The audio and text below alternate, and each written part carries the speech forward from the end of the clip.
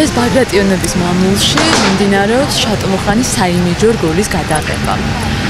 ამ რგოლით ჩვენ გვინდა მაყურებელს ვაჩვენოთ ამ მეფურად კეთილშობილი ღვინის შექმნის ისტორია, ეს უნიკალური ისტორია, რომლითაც შეიძლება ყველა ქართველმა რომ იამაყოს.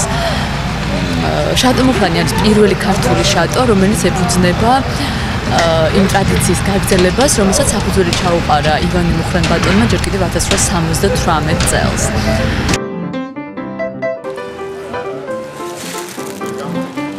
ჩვენთვის ძალიან მნიშვნელოვანი არის ამ პროექტზე მუშაობა, იქიდან გამომდინარე, რომ ეს არ არის უბრალოდ სარეკლამო კლიპი. რა თქმა უნდა, ამას ვუჩვენებთ ეთერში როგორც სარეკლამო კლიპს, მაგრამ ეს ცოტა მეტს ატარებს, ვიდრე უბრალოდ რეკლამა. იქიდან გამომდინარე, რომ ამით გვინდა გავაცოცხლოთ ძველი ისტორია და ვაჩვენოთ ადამიანებს, რომ რამხელა მნიშვნელობა ჰქონდა თვითონ ამ ტერიტორიას საქართველოსთვის და ასევე ვაჩვენოთ, რომ ქართული ღვინო ოდითგანვე პოპულარობით სარგებლობდა არა მარტო საქართველოში, არამედ მის ფარგლებს გარეთაც.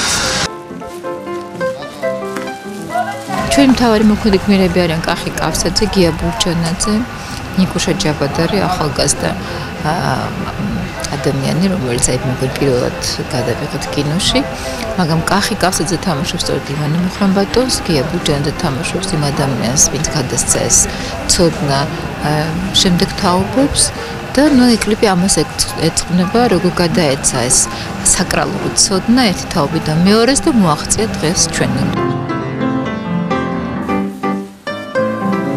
დღეს დავამთავრეთ სარეკლამო კლიპი შატო მუხრანზე და მინდა გითხრათ, რომ ამ გადაღებებით ძალიან ვისეავ.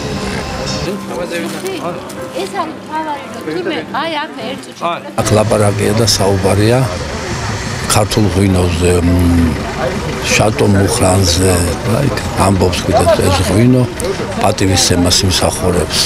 ასე ამ სიტყვებია და აქ საუბარია ღვინოზე, საერთოდ იმ კულტურაზე, რომელიც ჩვენი ცხოვრება, ჩვენი ისტორია, ჩვენი სულიერი რაღაც მუხტია ჩადებული, სწორედ აი ამ ვენახში, დათქვამია კიდეც სიტყვა ვენახი, განსაკუთრებული მოვლენაა და მერეკა ყურძნის კრეფა, ლოცვას აღგავს, ასეთი სიტყვებია.